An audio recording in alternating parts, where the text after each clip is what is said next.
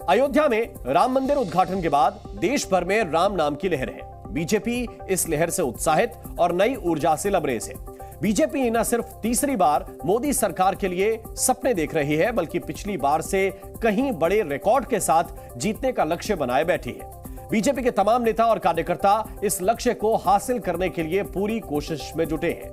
भारत मंडपम में प्रधानमंत्री नरेंद्र मोदी एनडीए के 400 पार के लक्ष्य के बारे में उन्होंने बताया, तो बीजेपी के 370 सीटों के लक्ष्य के बारे में भी समझाया। अपने लक्ष्य को लेकर बीजेपी का कॉन्फिडेंस हाई है। तभी पीएम मोदी ने विपक्ष पर तंज कसते हुए कहा कि आज विपक्ष के नेता भी एनडीए सरकार 400 पार के नारे लगा रहे हैं। आप यहां से एक नए संकल्प के साथ अपने क्षेत्र में जाएं। अब की बार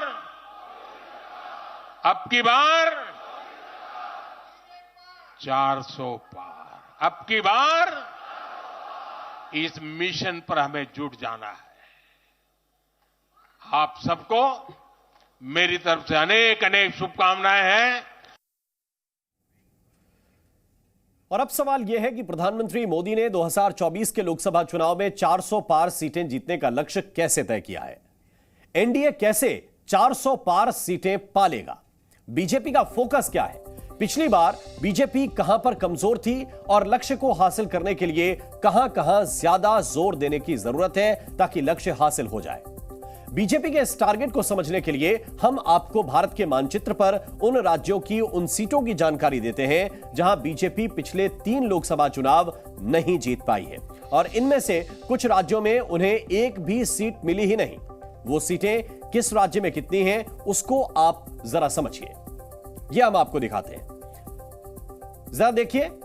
इसमें जम्मू कश्मीर की बात करें तो जम्मू कश्मीर में 3, पंजाब में 10, उत्तर प्रदेश में 3, बिहार में 14, मध्य प्रदेश में 1, सिक्किम में 1, पश्चिम बंगाल में 24, मेघालय में 2, नागालैंड में 1, मणिपुर में 1, मिजोरम में 1, ओडिशा में 13, महाराष्ट्र में 23, तेलंगाना में 13, आंध्र प्रदेश में 23, कर्नाटक में 3, तमिलनाडु में 38, केरल में 20, पुडुचेरी में 1, लक्षद्वीप में 1।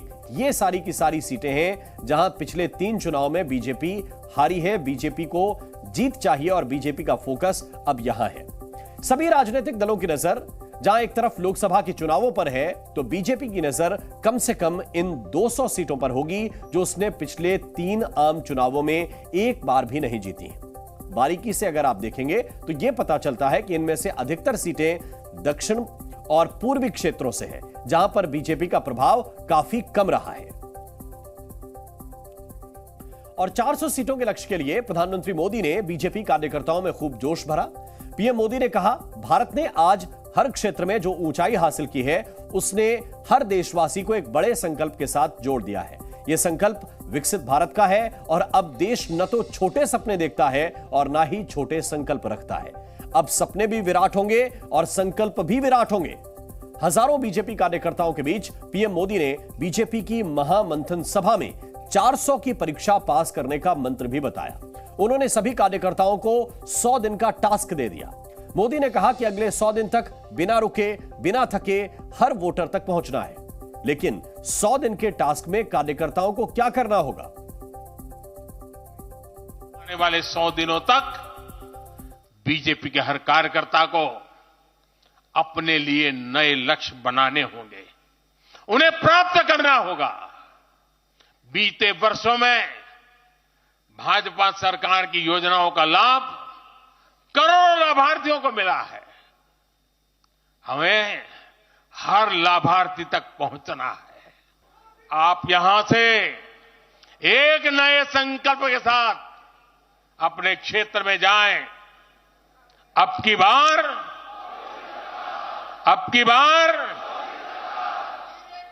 400 पार, अब की बार इस मिशन पर हमें जुट जाना है। भारत 140 करोड़ से अधिक नागरिकों का देश है और 24 के चुनाव में एनडीए का लक्ष्य भी पहाड़ तोड़ने जैसा है, यानी 400 पार। ऐसे में आपको यह समझना भी जरूरी है कि इतनी बड़ी जनसंख्या में कितने लोग हैं जिन्हें वोट देने का अधिकार है, कितने पुरुष वोटर हैं, कितनी महिलाएं हैं और कितने ऐसे वोटर हैं जो पहली बार वोट डालने के लिए तैयार हो रहे हैं। तो जरा जानिए।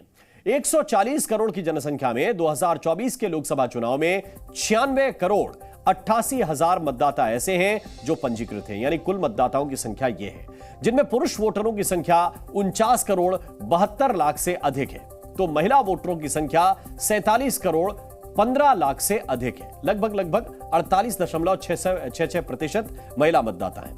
वोटर लिस्ट में जिन लोगों का नाम पहली बार दर्ज हुआ है उनकी संख्या 1 करोड़ 84 लाख से कहीं ज्यादा है, यानी 1.25 करोड़ से अधिक नए वोटर इस बार जुड़ रहे हैं, जबकि 20 से 29 साल के वोटरों की संख्या 19 करोड़ 74 लाख से अधिक है, यानी करीब 20 करोड़ मतदाता 20 से 30 वर्ष आयु के बीच हैं। जाहिर है ये युवा वोटर हैं जिनके कंधे पर देश का भविष्य टिका हुआ है। बीजेपी जब मतदाता की बात करती है तो इसे भी उसने अलग अलग वर्गों में बांट रखा है, जिसमें केंद्र की लाभकारी कल्याणकारी योजनाओं के लाभार्थी भी शामिल हैं। मध्य प्रदेश, छत्तीसगढ़ और राजस्थान विधानसभा चुनाव में पार्टी की जीत के पीछे लाभार्थियों का बड़ा योगदान रहा है।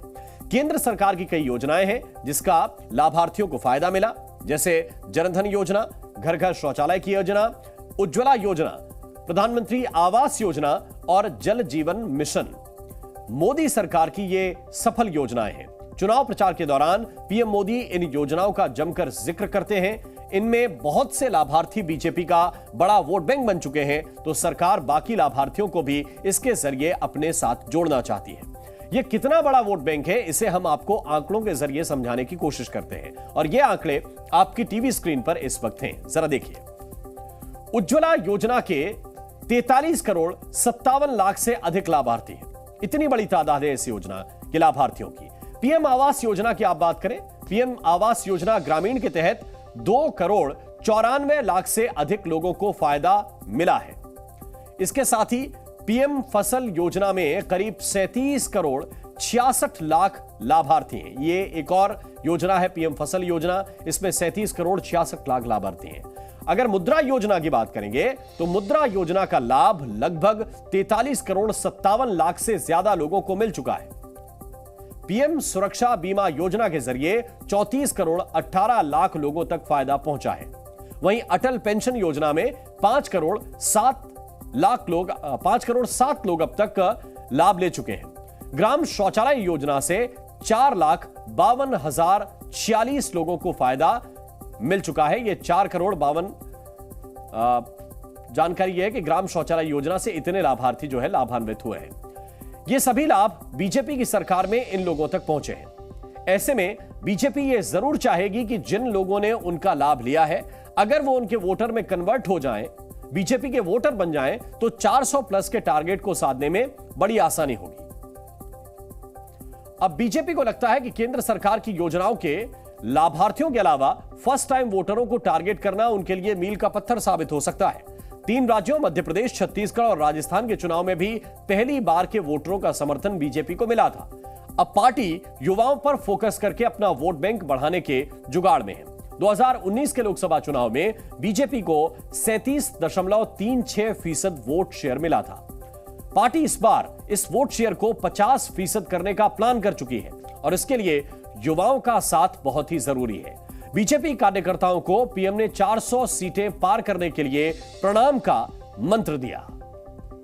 हर लाभार्थी के पास जाइए, उनको कहना कि प्रधान सेवक नरेंद्र मोदी ने उन्हें प्रणाम कहा है।